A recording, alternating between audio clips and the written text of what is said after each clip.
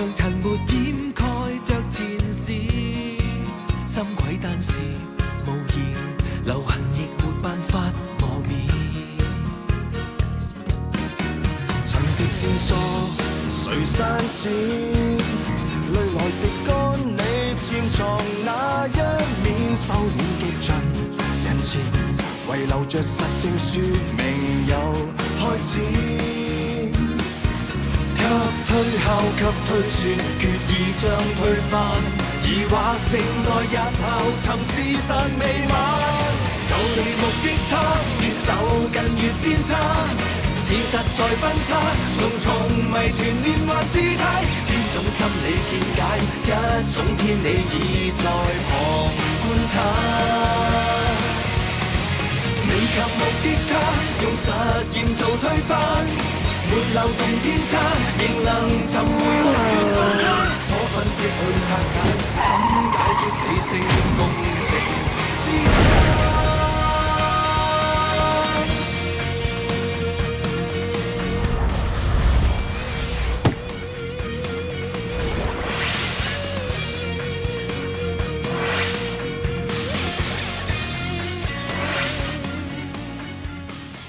ជឿអីថាអ៊ីចុងជៀនមិនបានសម្លាប់អ៊ីជឿលុងខ្ញុំជឿថាកូនក្តីខ្ញុំបរិសុទ្ធបើថ្ងៃណាមួយមានអ្នកសម្លាប់នាងខ្ញុំនឹងរកយុត្តិធម៌ឲ្យនាងនាងដឹងទេថាខ្ញុំជាកូនខ្ញុំណាដឹងតែថាលោកជាជនជាប់ការសង្ស័យតែក្តីរឿងនេះបងយល់ថាអូនពិបាកហើយកាន់តែពិបាកខ្ញុំកាន់តែរឹងមាំឡើងខ្ញុំសម្លាប់មនុស្សដរាបណាអ្នកបំពេញច្បាប់អ្នកនឹងត្រូវដាក់ទណ្ឌកម្មលោកច្បាស់ហើយថាស្ដាប់មិនខុសខ្ញុំស្ដាប់មិនខុសឡើយគឺបាននិយាយថាខ្ញុំសម្លាប់មនុស្សលោកពងលោកស្ដាប់ខុសហើយ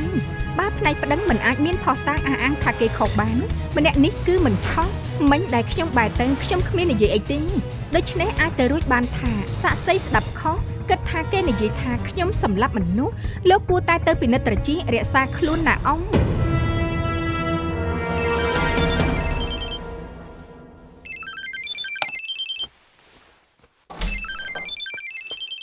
អេប៉ាទូរស័ព្ទរោសូម្បីឯងក៏ថាជើងថ្លងដែរថាយើងស្ដាប់មិនលឺខ្ញុំមិនគិតចឹងទេឯងយកស៊ីមនេះចេញទៅគ្មានថ្ងៃដែលជើងប្រើទូរស័ព្ទនេះទៀតឡើយប៉ាកុំធ្វើបែបនេះអីយើងប្រាប់ថាឲ្យអ្នកគ្រប់គ្នាទៅមើលជើងពីនេះជើងខ្លាចទៅជើងកញ្ចាស់តន្លងហើយមែនទេបានពីថ្ងៃនេះទៅកុំថាតែ clinic សូម្បីតែផ្សារគួយជើងមិនអាចដើរទៅបានដែរអ្នកជិតខាងត្រូវនឹងឲ្យឆ្ងាយនៅផ្ទះបែបល្ងើពុកថ្ងាសបែបនេះ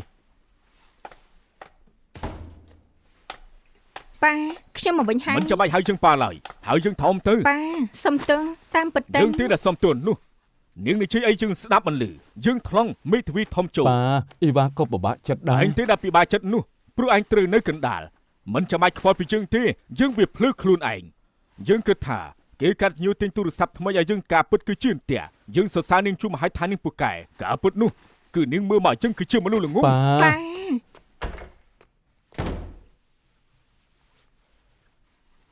ខ្ញុំចង់ដឹងថាបងស៊ូអីតែបងជាសាក្សីក្នុងរឿងក្តីនេះយើងមិនសមនឹងនិយាយគ្នាយប់នេះខ្ញុំប្រើបន្ទប់សិភឹង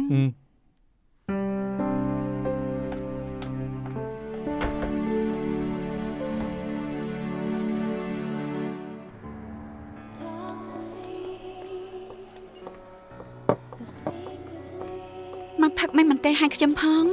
ហើយដឹកតើចុងចា Apple Martini ដដែលមកយ៉ាងម៉េចលោកពូស៊ីនមិនសប្បាយចិត្តលោកក៏ទៅនៅផ្ទះជាមួយគាត់នាងដឹងរឿងនេះដែរខ្ញុំក៏ដឹងដែរថាលោកមិនមែនបារម្ភតែអ៊ំស៊ីនទេអេវ៉ាក៏បារម្ភដែរមានរឿងជាច្រើនដែលខ្ញុំមិនយល់កាន់តែគិតច្រើនកាន់តែមានបញ្ហាច្រើនដឹកតើចុងអរគុណខ្ញុំដឹងថាអ៊ីវ៉ាពេលនេះកំពុងតែមានបញ្ហាតែនឹងមានរឿងអីបើសាក់សីមិនជាប៉ាខ្ញុំតែជាអ្នកផ្សេងនោះខ្ញុំគ្រាន់តែគិតថាវាអូខេណូនឹងជាកំណត់ដែលលោកគិតធ្លាប់ដាក់សំណួរពីវិធីធ្វើអ្វីផ្សេងៗរបស់អ៊ីវ៉ាអត់យប់មុនឡើងតុលាការអ៊ីវ៉ាឲ្យទូរស័ព្ទទៅប៉ាខ្ញុំស្អែកឡើងនាងក៏យកទូរស័ព្ទនេះទៅសួរប៉ាខ្ញុំលោកសម្ដៅលើអ៊ីវ៉ាឲ្យទូរស័ព្ទទៅប៉ាលោកនឹងវាជាអន្ទាក់អីខ្ញុំមិនគិតអញ្ចឹងទេតែអ៊ីវ៉ាមានសមត្ថភាពក្នុងការប្រកួតខ្ពស់វាអាចទៅរួចពេលនេះខ្ញុំណែនាំកុំឲ្យលោកគិតច្រើនក្រោយពីក្តីនេះចាប់ត្រូវប្រាប់អ៊ីវ៉ាឲ្យបានច្បាស់ព្រោះលោកកាន់តែនិយាយច្រើនលោកក៏កាន់តែគិតថាអ៊ីវ៉ាមានអ្វីមួយយ៉ាងខុសធម្មតាឡើងខ្លាំងប៉ុណ្ណឹងអ្វីដែលលោកធ្វើមិនយុត្តិធម៌ចំពោះនាងណាយ៉ាងម៉េចអាដាអូ អូខេអរគុណស្អែកដល់វេនខ្ញុំផ្ដល់ចម្លើយក្នុងតុលាការក្នុងនាមជាអ្នកកសលវិច័យតែអាដាមទើបតែប្រាប់ខ្ញុំនាងបានទទួលដំណឹងពីក្រសួងយុតិធម៌ស្អែកត្រូវក៏ហៅឡើងតុលាការហើយ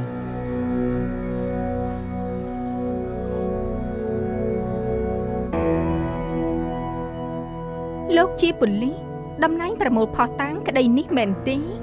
បាទ មានវគ្គឃ្លានៃការបញ្ជូនប្រកុលភស្តុតាងរបស់ប៉ូលីសដែលហៅថាខ្សែសង្វាក់នៃការគ្រប់គ្រងការពារសាក្សីភស្តុតាងលោកជួយអធិប្បាយបានទេ សំដៅលើការប្រមូលសរុបនិងគ្រប់គ្រងការពិសាក្សីផុតតាំងពីកន្លែងកើតហេតុមកដល់វគ្គសួរចម្លើយក្នុងតុលាការកាន់តែឆ្លងដៃមនុស្សតិចសាក្សីនិងផុតតាំងគឺកាន់តែសុវត្ថិភាព សាក្សីភស្តុតាងបានទទួលការការពារយ៉ាងម៉េចក្រោយពីនាំចេញពីកន្លែងកើតហេតុ ពីដំបូងពេលនៅកន្លែងកាត់ហេតុមន្ត្រីកសោបច្ច័យរុកផុតតាំងគឺដាក់នៅក្នុងធុងហើយបិទជិតយ៉ាងល្អដាក់លេខកូដរួចហើយក៏សញ្ញាទទួលហើយបញ្ជូនបន្តឲ្យមន្ត្រីទុកវត្ថុតាំងដើម្បីនាំចូលទៅស្នងការប៉ូលីសហើយចុះឈ្មោះរួចហើយក៏បញ្ជូនបន្តទៅត្រួតពិនិត្យពេលដែលមន្ត្រីកសោបច្ច័យពិនិត្យមើលផុតតាំងហើយក៏បញ្ជូនត្រឡប់ទៅបន្ទប់ទុកផុតតាំងវិញរងចាំជុំមកធ្វើជាផុតតាំងនៅតុលាការ លោកបកស្រាយបានលម្អិតណាស់ខាងប៉ូលីសមានវគ្គឃ្លានៃការធ្វើការយ៉ាងពេញលេញដើម្បីអះអាងថាភស្តុតាងមានការការពារយ៉ាងតឹងតែងតែគួរឲ្យស្ដាយនិយាយផ្សេងបែរជាធ្វើផ្សឹងមន្ត្រីប៉ូលីសលីជៀនហ្វឹងនៅពេលដឹកភស្តុតាងលើកនេះលោកមិនបានធ្វើតាមវគ្គឃ្លាដែលលោកត្រូវធ្វើតាមកំណត់ត្រារបស់ប៉ូលីសតាមផ្លូវដែលលោកកំពុងបើកឡានយកភស្តុតាងទៅទុកនោះលោកបានចុះទៅចាប់ជនល្មើស អ្នកដែលខ្ញុំចាប់ជាសាក្សីក្នុងក្តីនេះគេលួចនាឡិការបស់ចុងជៀនខ្ញុំគិតថាគេក៏ជាម្នាក់ក្នុងជនជាប់សង្ស័យក្នុងរឿងក្តីឃាតកម្មដូច្នេះហើយខ្ញុំក៏ឃើញសងអានខ្ញុំចាំបាច់ទៅចាប់គេមកសិន រំខានលោកនិយាយពីហេតុការណ៍ពេលនឹងប្រាប់បន្តិចមក ខ្ញុំកំពុងតែឆ្លងផ្លូវបំបែកឡុងកាំងក្នុងក្រុងឡុងឈឹងនៅពេលដែលភ្លើងស្តុបខ្ញុំក៏បានឈប់ឡានហើយឡានខ្ញុំក៏នៅក្បែរគែមផ្លូវទើបបានមើលឃើញអ្នកដើរកាត់ទៅមកហើយខ្ញុំក៏បានឃើញសងអានចូលមើលទស្សនាបដីនៅកន្លែងលោកកសែតខ្ញុំក៏បានឃើញរូបគេទើបចំណាំគេបានហើយក៏បានជាប់ពលឺឡានចាប់គេហើយគេក៏បានរត់គេចខ្ញុំក៏បានតាមគេ បញ្ជាក់ថាលោកចុះពីឡាននឹងដោយទុកភស្តុតាងសំខាន់ក្នុងក្តីនេះនៅក្នុងឡានមែនទេ ក្រោយពីចាប់សងអានបានហើយនោះខ្ញុំក៏បានបញ្ជូនគេទៅឲ្យប៉ូលីសដើរល្បាតនៅម្ដុំនោះហើយក៏បញ្ញាប់ឡើងឡានវិញវាមិនគួរ លោក នឹង ប៉ូលីសលីជៀនហ្វឹងឆ្លើយនឹងសំណួរខ្ញុំផងថាលោកទុកភស្តុតាងសំខាន់ក្នុងក្តីនេះនៅក្នុងឡានឬអត់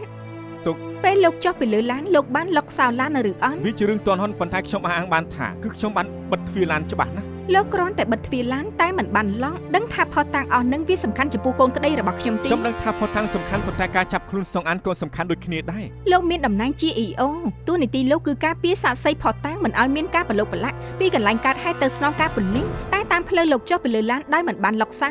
លោកហ៊ានធានាទេថាពេលលោកអត់នៅលើឡានគ្មាននរណាចូលក្បែរភស្តុតាងឬមានការធ្វើឲ្យភស្តុតាងលើឡានមិនមានផលល្អចំពោះកូនក្តីរបស់ខ្ញុំតុលាការជាទីគោរពគណៈវិនិច្ឆ័យទាំងអស់សូមដកភស្តុតាងគ្រប់យ៉ាងដែលប៉ូលីសលីជៀនហ្វឹងជាអ្នកដឹកជញ្ជូនមិនអាចយកមកប្រើការជាភស្តុតាងបានទៀត ក្រោយពីពិចារណាទៅភស្តុតាងដែលប៉ូលីសលីជៀនហ្វឹងជាអ្នកដឹកជញ្ជូនបញ្ជាក់ថាมันបានប្រឡាក់ប្រឡូសនិងប៉ះពាល់ដល់ប្រយោជន៍ចុងចោតអនុម័តតាមការទាមទាររបស់មេធាវីចុងចោតដកការនាំយកភស្តុតាងមកប្រើក្នុងតុលាការ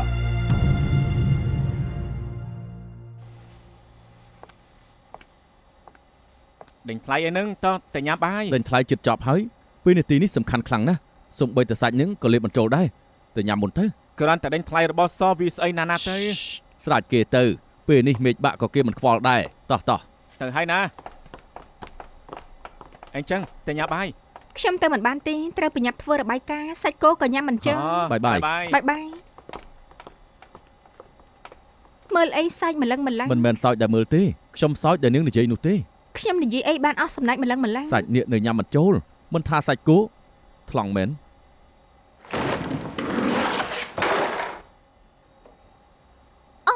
ហៅឡានពេទ្យ ហៅឡានពេទ្យ ហៅឡានពេទ្យហៅឡានពេទ្យ ហៅឡានពេទ្យ ហៅឡានពេទ្យ ហៅឡានពេទ្យអូយដល់ថ្នាក់ហៅឡានពេទ្យ ឈឺណាស់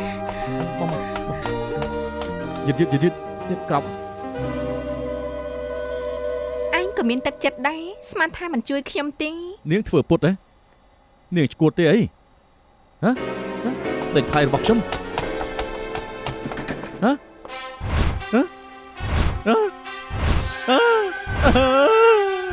ខ្ញុំគិតថាដេញថ្លៃបានចាប់របស់ខ្ញុំហើយ ចាស់ដល់ទៅ 2200 ផងអីដេញថ្លៃមិនបានគិតថាសំចៃលុយទៅធំប៉ុណ្ណឹងហើយនៅលេងរបស់ក្មេងទៀត នាងទៅដឹងស្អីទៅធំប៉ុណ្ណឹងហើយនៅលេងឈួតទៀតបើលើកក្រោយឈឺមែនទែនមិនជួយនាងទេ ទោះជាងាប់ក៏ខ្ញុំមិនជួយនាងដែរ មិនចាំបាច់ដាក់ទំនាយខ្ញុំទេអ្នកណាតែដឹងទៅថាឯងកំពុងតែធ្វើអីកុំខឹងអីណាចាំខ្ញុំស នាងសមមិនរួចនោះទេនាងល្ងើ នាងល្ងើហ៎ ចូលមក បងបាយ យ៉ាងម៉េច ឡរិនថាបងចង់ជួបខ្ញុំមានការអី មែនហើយខ្ញុំដឹងថានាងកំពុងត្រៀមរបាយការណ៍ខ្ញុំចង់ឲ្យនាងព្រិនសំណុំរឿងការចរាចរណ៍ពីម្សិលមិញឲ្យបានមកឈុត ពីព្រឹកមកមិនឲ្យខេនព្រីនទេឯង អូខ្ញុំមិនហ៊ានប្រើគេនោះខ្ញុំមកវិញឃើញគេមុខស្អុយហើយមិនដឹងថាមានរឿងអីទេ រឿងដេញថ្លៃមិនបាននឹងមែនទេ អូគួរអាណិត ខ្ញុំទៅគួរអាណិតជាងត្រូវគេជេរឡើងស្ពឹកមុខហើយក ុំនិយាយថានាងធ្វើឲ្យគេដេញថ្លៃមិនបានណា ខ្ញុំប្រាប់តែគេហើយថាចាំខ្ញុំសងតែគេថាជាតិនេះខ្ញុំគ្មានសមត្ថភាពទេមិនបាច់ទេ សងមិនរួចពិតមែនអ្នកចម្បាំងទេពនេះសំខាន់ចំពោះខេនខ្លាំងណាស់លើលោកនេះមានតែមួយតែប៉ុណ្ណោះទេ ដល់ថ្នាក់នឹងផងណាសំទើលោកគឺ នាងជាមីមី លោកជាដំរីចេះហោះហើយ មានបញ្ហាមែនទេ គ្មានទេ អូនាងចង់បានម៉ូដែលអ្នកចម្បាំងទេពបែបលោហៈផ្សំចំនួន88មែនដែរ មែ ទេ នហើយមែនហើយ ណែ អរគុណ ហាមតថ្លៃ3200 អូថ្លៃពេកតែដឹងទិញក្នុង website តែ2200សោះគ្រាន់តែដូរម្ចាស់យកចំណេញដល់ទៅ1000 បើស្រឡាញ់តែប៉ុណ្ណឹងមិនថ្លៃទេនាងមិនដូចអ្នកស្រឡាញ់ពួកអស់នេះសោះ ក្រែងលោកថាថ្មី 80% អីចៅជីវិនណែសញ្ញេតារាឃើញច្បាស់ចេះថាបោកខ្ញុំ អ្នកនាងខ្ញុំមិនបានបោកអ្នកនាងទេណាដេញថ្លៃក្នុង website វាបែបហ្នឹងហើយណែអញ្ចេះចុះទិញអាថ្មីទៅថែម500ទៀតឆ្នាំ88ធ្វើមកថ្មី ថែម500វា3700ហើយឃើញហើយថាយករបស់ចាស់មកឲ្យខ្ញុំមើលរួចលក់របស់ថ្មីឲ្យក៏ថែម500ណែខ្ញុំដឹងថាលោកយករបស់លក់ក្នុង website ច្រើនណាស់បើខ្ញុំខមមិនអាក្រក់គ្មានអ្នកណាហ៊ានទិញលោកទេ អ្នកនាងមីមានហេតុផលបន្តិចទៅរបស់ល្អត្រូវថ្លៃយកមិនយកក៏ហីទៅ ខ្ញុំមិនខ្វល់ទេនេះ3200ខ្ញុំយករបស់ថ្មី នាងធ្វើអញ្ចឹងមិនបានទេទុកឲ្យខ្ញុំនាងពិតមែនតាកែមួយនេះថ្លៃប្រហែលម្នាក់នេះភ្នែកមុត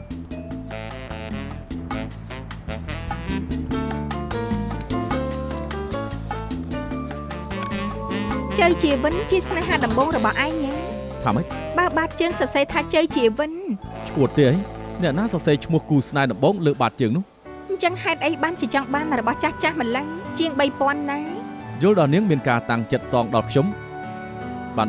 ខ្ញុំនិយាយប្រាប់នាងចុះ មក គឺអញ្ចេះ20ឆ្នាំមុន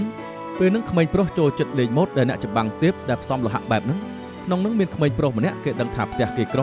តែគេគិតតែពីវ៉ឲ្យប៉ាគេទិញរបស់ឲ្យមានថ្ងៃមួយពេលគេមកដល់ផ្ទះ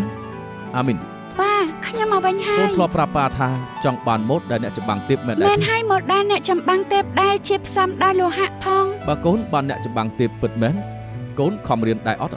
បាទ កូនត្រូវធ្វើតាមសន្យាណាបើមិនចឹងប៉ាមិនឲ្យលេងទេ ប៉ាទិញម៉ូដែលអ្នកចម្បាំងទេពឲ្យខ្ញុំមែនទេខ្ញុំសុំ ណែ មក មិនចាំបាច់ទៅដើមទេណែស្រឡាញ់ដែរអត់ ខ្ញុំមិនយកមួយនេះទេមួយនេះចាស់ហើយមានឈ្មោះមនុស្សស្រីបែបនេះមិត្តភក្តិបង្អាប់ខ្ញុំមិនខានខ្ញុំមិនយកខ្ញុំយកអាថ្មី អញ្ចេះចុះណាយកกระดาษមកខាត់លុបឈ្មោះនេះចេញហើយសរសេរឈ្មោះកូនវិញទៅណា ខ្ញុំមិនយកទេ វាថ្លៃខ្លាំងណាស់ណា ជាក្មេងមិនដឹងអីសោះ ខ្ញុំសារភាពតែមិនយូរខ្ញុំត្រូវស្ដាយក្រោយកណ្ដាលយប់នឹងសុកខ្ញុំធំក្លិនព្រេងរិទ្ធក៏ដើរទៅបន្ទប់ទទួលភ្ញៀវហើយក៏ឃើញម៉ាក់ខ្ញុំកំពុងទៅរត់ឲ្យប៉ាព្រោះកង់ដែលប៉ាដឹកទំនិញបានខូចហើយតែគាត់អត់យកទៅធ្វើតែបែរជាយកលុយទៅទិញរបស់នេះឲ្យខ្ញុំទៅវិញចុងក្រោយប៉ាខ្ញុំក៏ដួលកង់គាត់ក៏ឆ្លោះចង្កេះ ប៉ាឯងស្រឡាញ់ឯងណាស់ ប៉ាខ្ញុំស្រឡាញ់ខ្ញុំណាស់គាត់ហូបចុកយ៉ាងប្រឹកព្រៀងដើម្បីឲ្យបានខ្ញុំឆ្អែតចង់ឲ្យខ្ញុំខំរៀនមានការងារល្អធ្វើទើបមិនដូចគាត់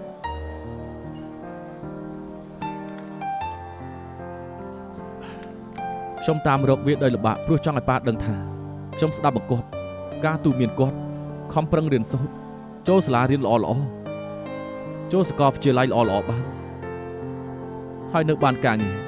ដែលល្អធ្វើទៀតផងខ្ញុំចង់ឲ្យប៉ាដឹងថា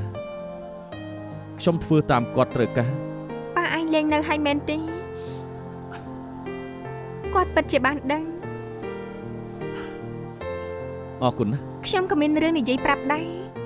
មក ណ ហើយចាគួរតែ20ឆ្នាំមុនមានក្មេងស្រីម្នាក់តាមក្រុមគ្រួសារនាងទៅនៅញូវយ៉កនៅពេលហ្នឹងប៉ាម៉ាក់នាងរវល់ខ្លាំងណាស់ពួកគាត់មិនសូវនៅផ្ទះទេនាងត្រូវនៅផ្ទះម្នាក់ឯងនាងអបសុកណាស់តែល្អបន្តិចនាងមានកូនឆ្កែមួយដែលនៅកំដរនាងកូនឆ្កែនោះឈ្មោះថាអាខ្លាកឈ្មោះខ្លាកគឺខ្លាកខេន សំដៅលើ Superman អូនាងចង់ឲ្យខ្លាក់ការពារនាងដូចជា Superman មែនទេ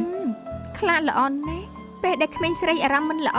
កូនឆ្កែតូចនេះរត់ទៅប្រវាយប្រតប់នៅកំដរនាងលេងជាមួយនាងវាគួរឲ្យស្រឡាញ់ណាស់តែថ្ងៃមួយពេលដែលក្មេងស្រីកំពុងតែដេកសុកសង្កក៏ឮសំឡេងខ្លាកព្រោះមិនឈប់ព្រោះលឿនណាស់នាងក៏បើកភ្នែកឡើងហើយក៏ឃើញថាក្នុងផ្ទះមានផ្សែងពេញតាមពិតផ្ទះអ្នកជិតខាងភ្លើងឆេះភ្លើងកំពុងតែរាលមកប្រកាសណាស់ថាក្មេងស្រីខ្លាចនាងនឹងខ្លាចនាំគ្នារត់ពឹងលើខ្លាចទើបនាងរត់ចេញមកបានប៉ុន្តែ តែអី តែពេលនាងរត់ចេញមកបានហើយខ្លាចមិនបានរត់មកជាមួយទេក្នុងផ្ទះខ្ញុំមានសសរមួយដៃ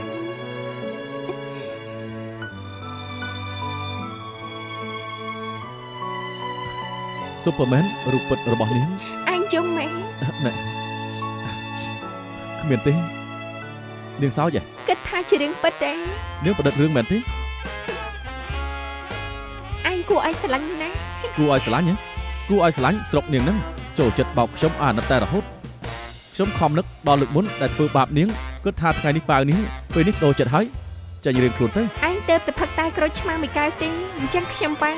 មកកៅស្អីយ៉ាងហោចណាស់ក៏6កៅដែរ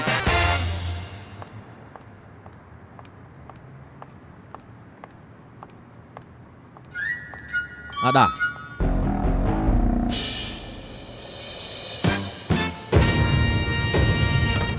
លោកនាយកា ខ្ញុំមើលរបាយការណ៍ដែលវិនឡើងតុលាការហើយ សុំទោសលោកលើកនេះយើងប្រហែលបន្តិចតែហេតុការណ៍វាទាន់ហន់វិនក៏ចង់ចាប់ជនសង្ស័យឲ្យបាន ក្នុងស្ថានភាពបែបហ្នឹងយល់បានអភ័យទោសឲ្យបានខ្ញុំចង់ឲ្យនាងប្រាប់គ្រប់គ្នាក្នុងធីមថាកុំទាន់រាថយខ្ញុំគ្រប់គ្រងពេញទំហឹង ទទួលបញ្ជាអរគុណ កុំដាក់សម្ពាធខ្លួនឯងខ្លាំងពេកណាជាពិសេសគឺនាងមានពេលត្រូវរំសាយអារម្មណ៍ខ្លះចេះដំបូងខ្ញុំមានណាត់ទៅមើលការសម្ដែងជាមួយនឹង Chris Thomas តែគេមានការបន្ទាន់នាងទៅមើលជាមួយខ្ញុំទៀត concert លេងម៉ោង8យប់នេះណា ចុះដាមលោកនាយកៅ វិនរកខ្ញុំម៉េ មែនហើយនាងបាត់ទូរស័ព្ទទេមិនចូលអ៊ំស្រីឲ្យជប់នេះទៅញ៉ាំបាយល្ងាចជាមួយគ្នា អូមែនហើយសុំទោសខ្ញុំណាត់វិនថាទៅញ៉ាំបាយនៅផ្ទះម៉ាក់ភ្លេចរឿងនេះឲ្យឆឹងទៅមុខជាទៅជាមួយលោកមិនបានទេ មិនអីទេលើកក្រោយក៏បានដែរមានឱកាសរហូត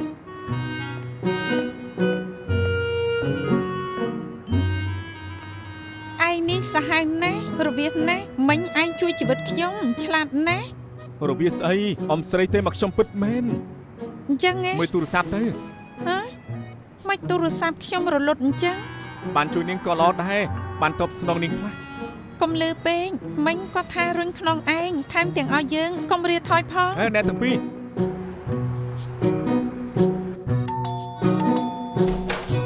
មកហើយ អ៊ំស្រី ហើយយ៉ាងម៉េចដែរជាក្មេងល្អណាស់ថាឲ្យបញ្ញាប់មកក៏មកភ្លាម ម៉ាក់មានអីឲ្យវិនជួយហើយ វិនជាមនុស្សល្អ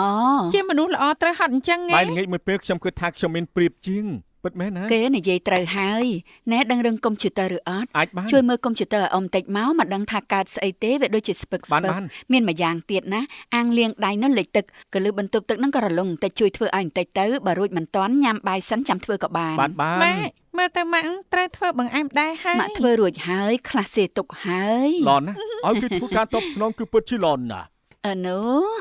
មែនទេ លោកអ៊ំរេម៉ុន អត់ដា ណែរេម៉ុនស្វាមីអ៊ំ សួស្ដីលោកអ៊ំសួស្ដីលំបាកឯងហើយណាអត់ទេ អង្គុយទៅ អង្គុយចុះទៅអង្គុយចុះ ញ៉ាំ ទៅ សុបសិនណាចាំធ្វើការ បាទអរគុណ លោកអ៊ំក្រែងថា2ថ្ងៃទៀតទៅមកវិញណា ក្រុមហ៊ុននឹងសុកក៏ហៅប្រជុំអ៊ំក៏បញ្ញាប់មកវិញតែ2ថ្ងៃទៀតក៏ទៅអាឡម៉ង់វិញហើយ អ៊ំរេម៉ុនធ្វើពួកកាត់ដេរក៏ត្រូវទៅមក វីណាសុំជឿប៉ូលីសណារូបរាងល្អថែមទាំងមានសាច់ដុំមូរិចានេះក្រុមហ៊ុនមានការធ្វើខោអាវមនុស្សប្រុសចាំលើកក្រោយជួយគំរូមកឲ្យពាក់ មិនចាំបាច់ទេលោកអ៊ំឯងជាសង្សារដាសុទ្ធតែជាគ្នាឯងទេ មិនមែនទេ មែនទេអេឯងមិនដឹងទេនិយាយផ្ដេសផ្ដាស់ណែញ៉ាំស៊ុប អរគុណបើចង់ខ្ញុំយល់ច្រឡំ នៅខ្សែទៀតគិតតែធ្វើការបែបនេះប្រណាស្រឡាញ់ឯងទៅបើមិនឆាប់រកសង្សារមកជួយម៉ាក់រំខានវិនបែបនេះឯង យកគេធ្វើលេហេ ការងាររបស់អាដាមមានបញ្ហាអី មានបញ្ហាធំហើយចូលធ្វើការគ្មានពេលវេលាត្រូវជួបជនល្មើពួកចាប់រំលោភឃាតករនៅទើបទៅជាមួយពួកអ្នកលេងទៀតខ្លាំងដូចប្រុសបែបនេះមានអ្នកណាមកស្រឡាញ់ទេ បើមិនស្រឡាញ់ខ្ញុំព្រោះរឿងបែបនេះប្រុសបែបនេះចិត្តចង្អៀតពេកហើយមិនស្រឡាញ់ខ្ញុំមិនខ្វល់ បើខ្ញុំមានពេលទំនេរពេលណាចាំខ្ញុំជួយរកប្រុសល្អម្នាក់យកមកធ្វើជាកូនស្រីរបស់ អ៊ ឯ ំ ង រេមុនមិនបាច់ប្រុសស្រីក៏បានដែរ ស្រីក៏បានដែរ មិនមែនឲ្យខ្ញុំឲ្យគេរងសងសាឲ្យវិញបន្តិចទៅ ដល់ថាប៉ុន្តែខ្ញុំត្រូវជួបជាមួយនឹងជនល្មើសពួកចាប់ចម្រិតឃាតករនិងអ្នកលេងថែមទៀត ដៃគូល្អ ដៃគូអី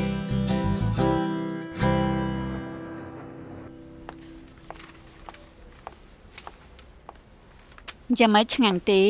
ឆ្ងាញ់ណាស់ ឆ្ងាញ់ណាស់ ឆ្ងាញ់ណាស់ឆ្ងាញ់ ម៉ែ ណាស់ អាដាប្រជុំរួចហើយមកកាពះត្រីស៊ុបមាន់បើសួតមានប្រយោជន៍ដល់រាងកាយណាមក ម៉ែឲ្យខ្ញុំទៅញ៉ាំនៅផ្ទះក៏បានដែរ លោកអើយរបស់ល្អបែបនេះត្រូវចែកមិត្តរួមការងារញ៉ាំទើបហៅថារួមសុខរួមតោ មិនហើយឆ្ងាញ់ណាស់ សុំតិចទៀតមក សុំតិចទៀតមក នេះក្រៀមជាមួយស្បែកនេះល្អឬអត់ អូ បាត់ នេះ ណា ហេ របស់ល្អអីទេ ញ៉ាំស៊ុបទៅមើលក្នុងបន្ទប់ទៅម៉ែ បាន អើ ញ៉ាំមកឆ្ងាញ់ណា ញ៉ាំមិនឆ្ងាញ់ទៅ បាទរួចហើយនៅធ្វើការ ទៅធ្វើការ ឯង ទៅ នឹង ធ្វើការ ឯង ឯងនឹងឯង មែនហើយឯងនឹង ណែអេដានៅទីនេះយូរមិនបានទេណា សំដៅលើខ្ញុំម៉ែ មែនហើយមករួមការងារកូនពេលញ៉ាំស៊ុបម្នាក់ក៏ហត់លឺម្នាក់ក៏ញ៉ាំប្រឡាក់មាត់ក៏យកដៃជូតមាត់ម្នាក់ទៀតនឹងកាន់តែយ៉ាប់សាច់ជ្រុះនៅលើកៅអីរើសយកមកញ៉ាំទៀតឃើញមានតែវិនទេដូចជាក្រាន់ជាងគេអាយអូយមិនកើតទេ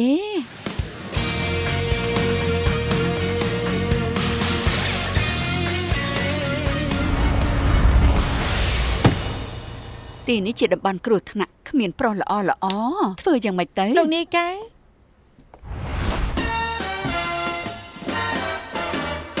ម្នាក់នេះគឺ គឺម៉ាក់ខ្ញុំគាត់យករបស់មកឲ្យខ្ញុំ ខ្ញុំកៅវសុង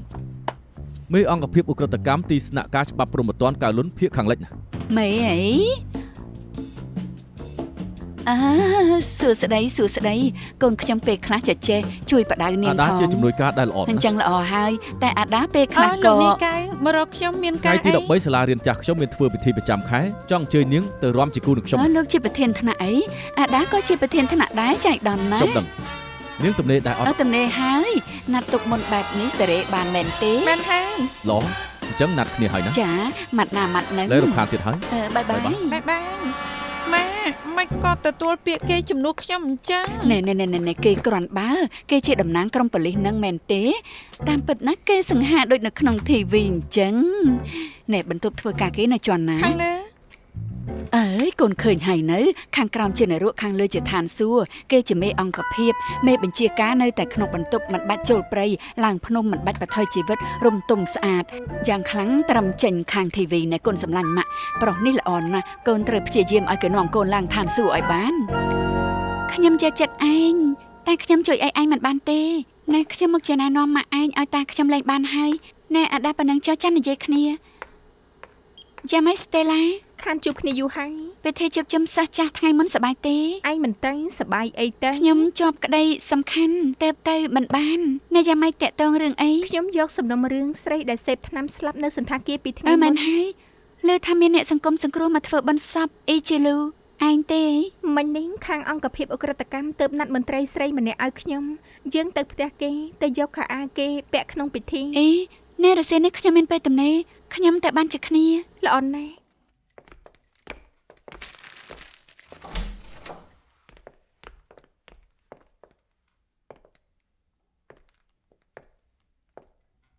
ខ្ញុំធ្លាប់តែឃើញរូបថតអ៊ីជាលូមិនដែលនិយាយជាមួយគេទេមិនដឹងថាគេស្រឡាញ់ឯង មើលទៅ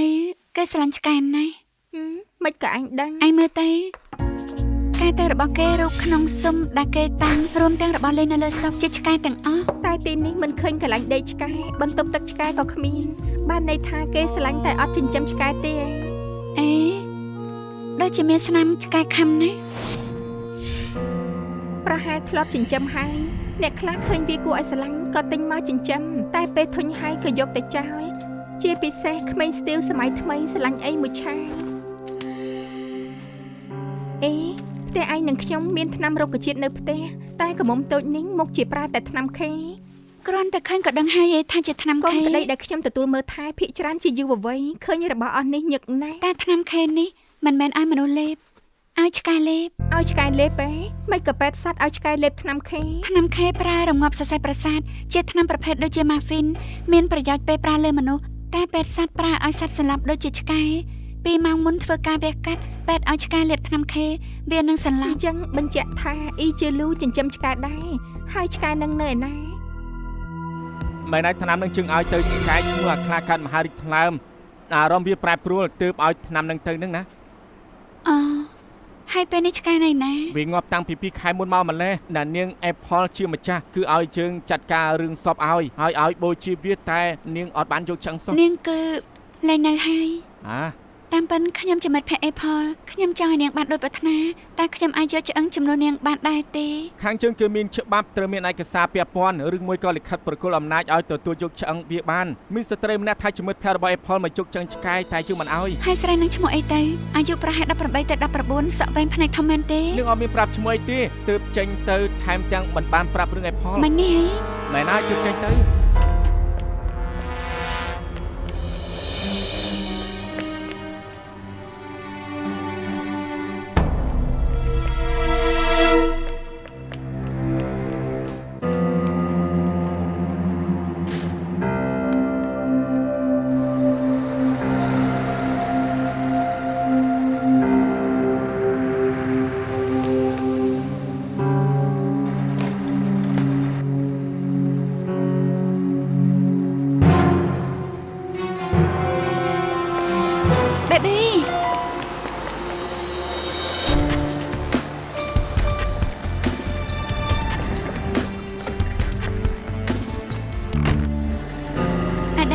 ខ្ញុំជួប baby ហើយខ្ញុំកំពុងតាមឡាននាងដែលនាងកំពុងតែជិះយល់ហើយខ្ញុំទៅតាមសេវាទូរស័ព្ទឯងចាំខ្ញុំបើកអេប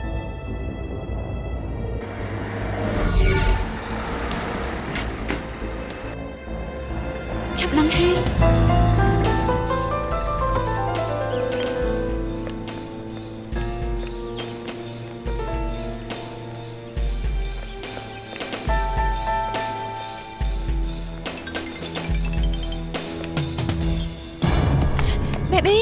baby ខ្ញុំចង់ជួបឯងណា baby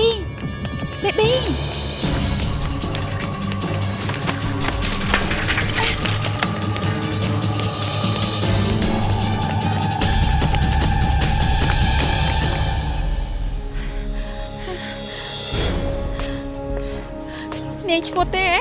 តាមខ្ញុំមិនឈំខ្ញុំអស់កម្លាំងហើយនាងជាអ្នកណាខ្ញុំគ្រាន់តែជាមនុស្សធម្មតាខ្ញុំមិនជក់បារីមិនផឹកស្រាមិនលេងថ្នាំក៏មកមុនជាងនាង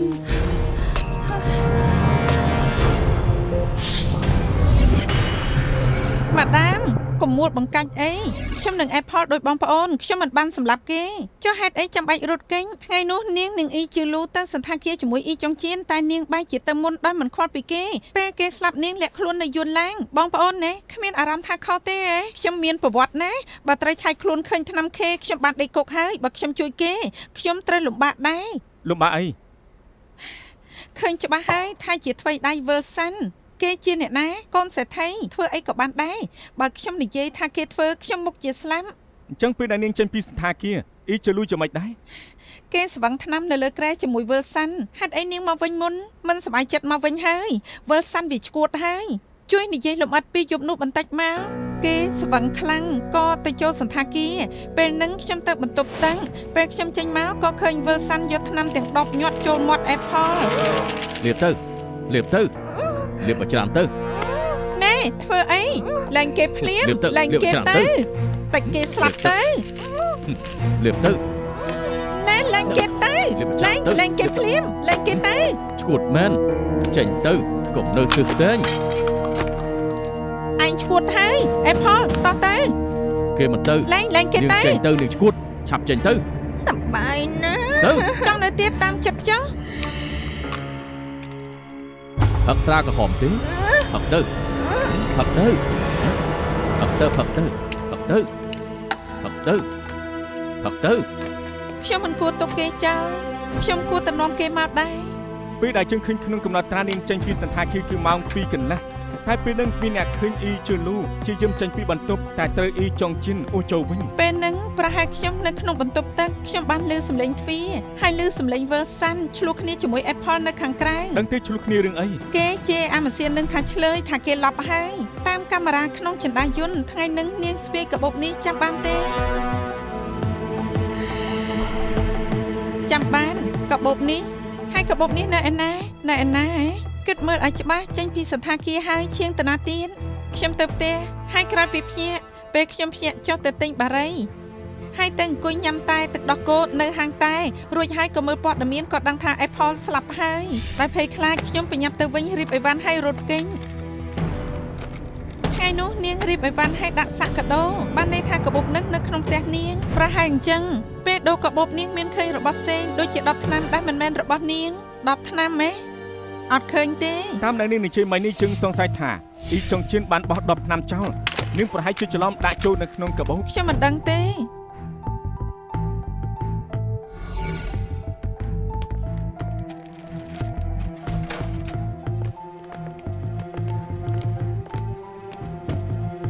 នេះកាបូបនេះហើយ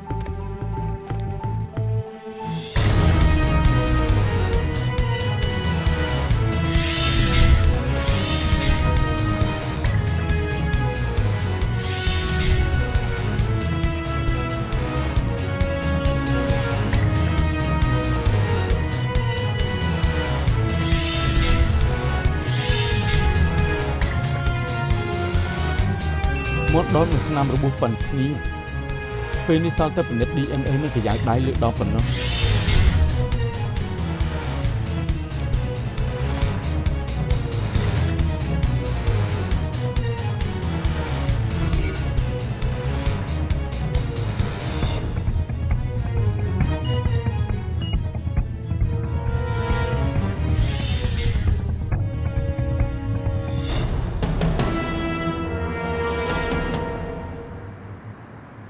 ណែជប់នេះទៅលេងណាទេទៅសបាយនៅម៉ោង Big Ben បា ហេត្រូវរឿងតើបងប៉ៅថាយ៉ាងម៉េចដែរតើខ្ញុំទៅមិនបានទេ បងបាយទៅរំសាយ stress តិចទៅ យប់នេះកូនប្រុសខ្ញុំមកញ៉ាំបាយនៅផ្ទះទេវតាមកអញ្ជើញខ្ញុំក៏ខ្ញុំទៅដែរពួកឯងទៅហេលោកនេះពូទៅសបាយទេ ខ្ញុំទៅមិនបានទេត្រូវត្រៀមឯកសារឡើងតុលាការស្អែក មែនហើយស្អែកទៅមើលលោកពូឡើងតុលាការ មែនហើយថ្ងៃស្អែកនឹងប្រទះឃើញលោកពូហើយនឹងសោ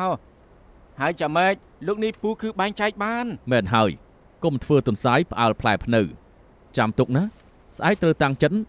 រៀនសូត្រពីលោកនេះពូ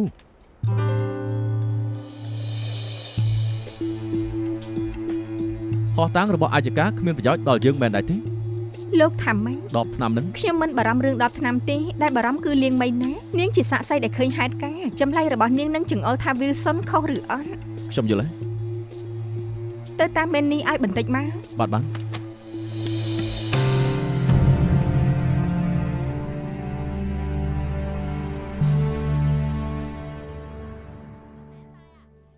អាយូណានៅពេលនេះអាសោបានជុកសាច់ខ្លាសេមកលីឡំជាមួយនឹងសាច់ស្រស់ថ្ងៃក្រោយទៅទិញនៅតូបផ្សេងទៅណាដឹងទេ ខ្ញុំប្រាប់យូរហើយខ្ញុំមិនទម្លាប់នឹងផ្សារនឹងធម្មតាទៅផ្សារខ្លួនឯងមិនក៏មិនទៅខ្លួនឯងទៅ ប្រាប់ឲ្យមូរិចានេះគឺខ្ញុំមិនទំនេរ នៅតែផ្ទះសង់ថាមិនទំនេរខ្មាស់គេទេដឹង ណែហើយនឹងនិយាយរឿងអីហ្នឹងខ្ញុំខ្មាស់គេហ៎ខ្ញុំសុំឲ្យនឹងទៅផ្សារឲ្យមិនឲ្យទៅនិយាយដើមអ្នកណា នឹង ទេ ឯងមិនដឹងថាលោកខ្លាចអីក្បាច់គុណលោកក៏ល្អទោះជាគេចង់សើចក៏មិនហ៊ានសើចនៅនឹងមុខលោកដែរ ដឹងថាក្បាច់គុណខ្ញុំល្អនៅនិយាយបែបហ្នឹងទៀត ចៃយុនសូមទូផងដាក់ឲ្យទៅវិញយំ អូមិនអីទេខ្ញុំទៅវិញហើយ វិនណាបាយអំយុនទៅ បាយបាយ ខ្ញុំជូនដំណើរ អរគុណលោកស្រីពូខ្ញុំទៅវិញហើយចាអរគុណ បាយ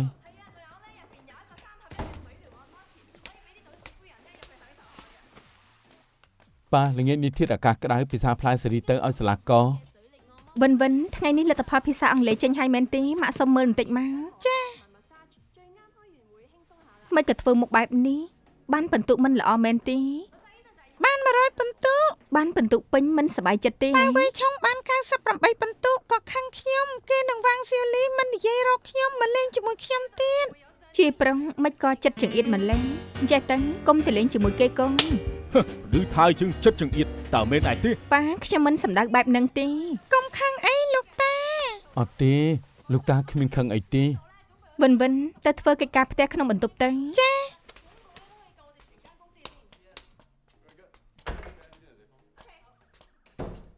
ហើយធូរទ្រូងហើយយើងនឹងថាលើកនេះយើងធ្វើមិនត្រូវទោះបីជាគេនិយាយពីយើងក៏យើងមិនគួរនិយាយនៅមុខវិនដែរ អ៊ីវ៉ាមិនថាឲ្យប៉ាទេ លោកអើយឯងឈប់និយាយទៀតទៅឈឺចាំប៉ុណ្ណឹងបានហើយត្រូវចាំថាមិនដឹងថានឹងចិត្តស្មោះឬមួយក៏ធ្វើជាមនុស្សល្អឡើយ យ៉ាងណាក៏ក្រុមគ្រួសារតែមួយដែរ គ្រូសាស្ត្រតែមួយអញ្ចឹងចាំមើលស្អែកឯងឡើងតឡាការឯងនឹងដឹងថាគឺធ្វើបែបណាតឡាការជាទីគោរពយើងជួបផុសតាំងសំខាន់មួយជា10ថ្នាំចេតាមីនឬហៅថាថ្នាំខេខ្ញុំចង់ឲ្យអ្នកជំនាញផ្នែកកសលវិច័យឡើងតឡាការ មេធាវីចង់ចោទជំទាស់ឬអត់ សូមជំទាស់តុលាការជាទីគោរពមុននេះផុសតាំងដែលសំខាន់បាត់ការគ្រប់គ្រងពីមន្ត្រីតុលាការសម្រេចហៅថាផុសតាំងគ្មានផល10ឆ្នាំនេះចេញពីកន្លែងកើតហេតុបានមួយរយៈហើយអាចទៅរួចបានថាមានការប្រឡាក់ប្រឡោះដូច្នេះហេតុផលតែមួយសូមក្តីមេត្តាពីតុលាការសូមពិចារណាមិនឲ្យនាំ10ឆ្នាំមកធ្វើជាផុសតាំង តាមប្លុកប្រឡាក់ដោយមេធាវីចង់ចោទថាឬអត់អ្នកជំនាញកសលវិច័យនឹងវិដំឡៃដោយយុត្តិធម៌តឡាការជាទីគោរពអនុញ្ញាតឲ្យបង្ហាញខ្លួនលោកពូគូតុងព្រឹទ្ធាចារ្យគីមីកសលវិច័យឡើងរបាយការណ៍ តុលាការអនុញ្ញាតបើកបង្ហាញខ្លួនអ្នកជំនាញឡើងរាយការណ៍បាន បើកបង្ហាញខ្លួនសាក្សីលោកពូគួតុងព្រឹទ្ធាចារ្យគីមីពីក្រុមកសលវិច័យ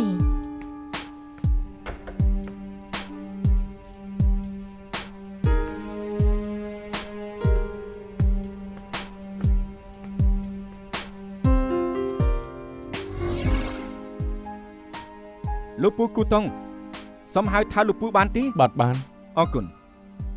ខាងកសលវិច័យមានការការពារសាកសីផុតតាំងហៅថាខ្សែសង្វាក់នៃផុតតាំងឯកការចង់ដឹងថាផុតតាំងដែលចេញពីកន្លែងកាត់ហេតុយូរហេតុអីបានលោកជឿជាក់ថានៅគូជឿជាក់ 10ឆ្នាំនេះនៅកន្លែងកាត់ហេតុត្រូវបានលាងមីណាឬ baby យកទៅដាក់ក្នុងកាបូបរបស់នាងដោយគ្មានចេតនានាងស្ពីកាបូបនឹងជិះតាក់ស៊ីពីសន្តាគារទៅផ្ទះតែម្ដងកាបូបនឹងត្រូវទុកក្នុងទូខោអាវនាងរហូតទាល់តែខាងប៉ូលីសចូលទៅបើកទូខោអាវយកកាបូបនឹងចេញមកហើយឃើញថាមាន10ឆ្នាំនៅក្នុងកាបូបលាងមីណាស្នាក់នៅជាមួយអ៊ីជីលូអ្នកស្លាប់ហើយក្រោយពីប៉ូលីសធ្វើការឆែកឆេរនៅផ្ទះខាងប៉ូលីសក៏ចាក់សោផ្ទះហើយក៏បានរក្សាកូនសោទុក អ្វីបើមានអង្គភាពជាច្រើនធ្លាប់ទៅអនុវត្តទូនាទីតែក៏នៅក្រោមការការពាររបស់ប៉ូលីសដូច្នេះទើបខាងប៉ូលីសធានាបានថាគ្មាននរណាបានចូលក្បែរផតតាំងឬកាបូបនោះឡើយតាមការដែលប៉ូលីសចាក់សោផ្ទះបិទទ្វារទូខោអាវហើយនៅកាបូបទៀត10ឆ្នាំប្រៀបដូចជានៅក្នុងទូសុវត្ថិភាពដែលមានការការពារច្រើនជាន់គ្មាននរណាចូលក្បែរគ្មានការប្រឡាក់ប្រឡោះតាមការវាយតម្លៃដោយជំនាញរបស់ខ្ញុំ10ឆ្នាំនេះប្រែជាផតតាំងបាន តុលាការពិចារណាឲ្យ10ឆ្នាំដែលប៉ូលីសជួបនៅផ្ទះអ្នកស្លាប់ប្រែជាផុសតាំងក្នុងតុលាការបានសាកសីអ្នកជំនាញបន្តទៀតបាន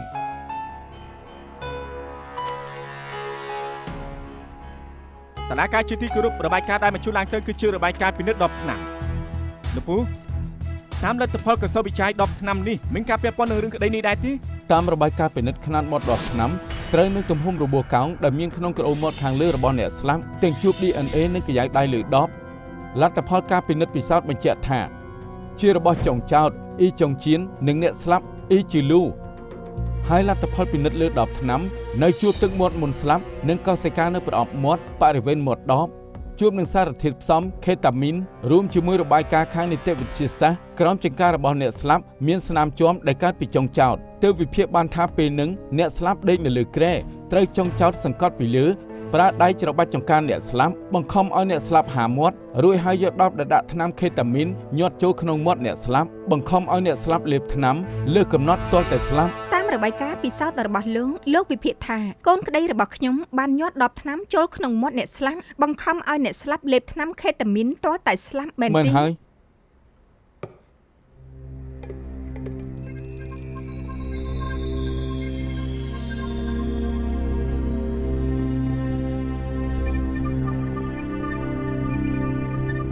សុំសួរបន្តិចមិញខ្ញុំធ្វើអី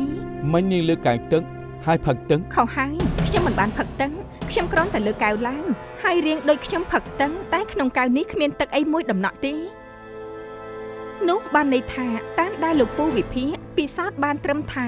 កូនក្តីរបស់ខ្ញុំព្យាយាមញាត់10ថ្នាំចូលមាត់អ្នកស្លាប់តែអាអាំងមិនបានថាកូនក្តីរបស់ខ្ញុំប្រយោជន៍ឲ្យអ្នកស្លាប់លេបថ្នាំខេតាមីនតតែស្លាប់ឬអត់នោះទេព្រោះគ្មានអ្នកណាដឹងថាការពិតនៅក្នុង10មានថ្នាំខេប៉ុន្មាន2ក្រម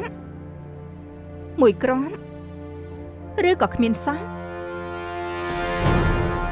លោកពូគួតុងអ្នកប្រតិចារគីមីយល់ស្របឬអត់ខ្ញុំមិនយល់ស្របបញ្ជាក់ហេតុផលផងមូលដ្ឋានគ្រឹះច្បាប់ជាច្បាប់របស់មនុស្សទូទៅជាមូលដ្ឋានច្បាប់របស់ហុងកុងជាគំរូរបស់ច្បាប់ជាការទទួលស្គាល់ច្បាប់ជាកណ្ដាលមិនមែនលីលាអក្សរតែជាការទម្លាប់អារម្មណ៍ថាខុសឬត្រូវនេះជាច្បាប់ក្នុងមូលដ្ឋានគ្រឹះច្បាប់អ្នកដែលមានប្រតិកម្មបែបនេះមិនត្រឹមតែការវាយតម្លៃរបស់ខ្ញុំតែតាមមូលដ្ឋានគ្រឹះច្បាប់ទូទៅជាអ្វីដែលមនុស្សភាគច្រើនគេធ្វើចង់ចោទញាត់10ថ្នាំក្នុងមាត់អ្នកស្លាប់ប្រតិកម្មរបស់គេគឺបង្ខំឲ្យអ្នកស្លាប់លេបខេតាមីនដែលនៅក្នុងដបតុលាការជាទីគោរពការបញ្ជាក់របស់សាក្សីគ្មាននៅក្នុងក្របខ័ណ្ឌជាមន្ត្រីវិទ្យាសាស្ត្រកសលវិច័យជំនាញរបស់ខ្ញុំតាំងនៅលើមូលដ្ឋានគ្រឹះរបស់មូលដ្ឋានគ្រឹះច្បាប់យ៉ាងប្រកបដូច្នេះការផ្ដល់ចម្លើយរបស់ខ្ញុំស្ថិតនៅក្នុងព្រំដែនសាក្សីជំនាញផ្ដល់ចម្លើយបន្តបានដូច្នេះពេលនាងលើកកាយទឹកដាក់លើស្បែកមាត់ហើយងើយឡើងលើបន្តិចក៏មានចលនាលេបចូលទង្វើទាំងអស់នេះមើលទៅតាមសភាវៈធម្មតានោះក្នុងកាយពិតជាមានទឹកឬក៏ភេសជ្ជៈផ្សេងមនុស្សធម្មតាកាយវិការផឹកទឹកគឺបែបហ្នឹងប្រកបណាស់បើមានអ្នកយកកាយទទេធ្វើកាយវិការជាផឹកទឹកនឹងមកពីគេកំពុងសម្ដែងល្ខោនដែលនាងសម្ដែងប្រតិកម្មបែបនឹងចេញមកព្រោះនាងមានចេតនាធ្វើឲ្យដូចជារឿងទូទៅតែការពិតវាគ្រាន់តែជារូបភាពបំផន់ភ្នែកបង្វែងការពិតឲ្យគេយល់ច្រឡំតាមតួនាទីរបស់នាងនោះនាងត្រូវបំផ្លាញការសរុបរបស់ខ្ញុំធ្វើបែបនេះក៏អាចសមហេតុផលប៉ុន្តែខ្ញុំមុខជាត្រូវប្រាប់ថាដោយមូលដ្ឋានគ្រឹះរបស់ខ្ញុំសម្រេចដោយជាអ្នកអាជីពហើយយកច្បាប់ជាមូលដ្ឋានគ្រឹះការដែលចង់ចោទព្យាយាមយក10ថ្នាំខេតាមីនញាត់ចូលក្នុងមាត់អ្នកស្លាប់យ៉ាងខ្លាំងបង្ខំឲ្យលេបថ្នាំដល់បាត់បង់ជីវិតរឿងនេះជាការសម្រេចចិត្តដែលក្បែរការពិតយ៉ាងពិតប្រាកដមានសំណួរទៀតទេមេធាវីជូតុលាការជាទីគោរពខ្ញុំអស់សំណួរសាក្សីជំនាញអញ្ជើញលោកទៅវិញចុះ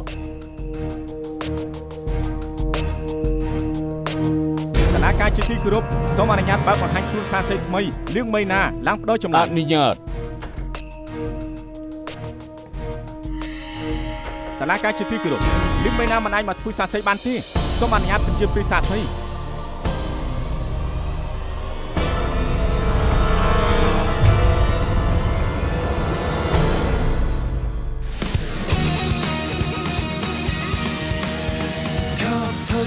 給推算決意將推翻，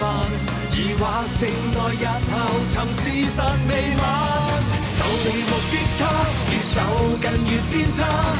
事實在分岔，重重謎團連環試態，千種心理見解，一種天理已在旁觀他，未及目擊他，用實驗做推翻。沒漏洞偏差，仍能尋回混亂狀態，可分析去拆解，怎解釋理性共情之間？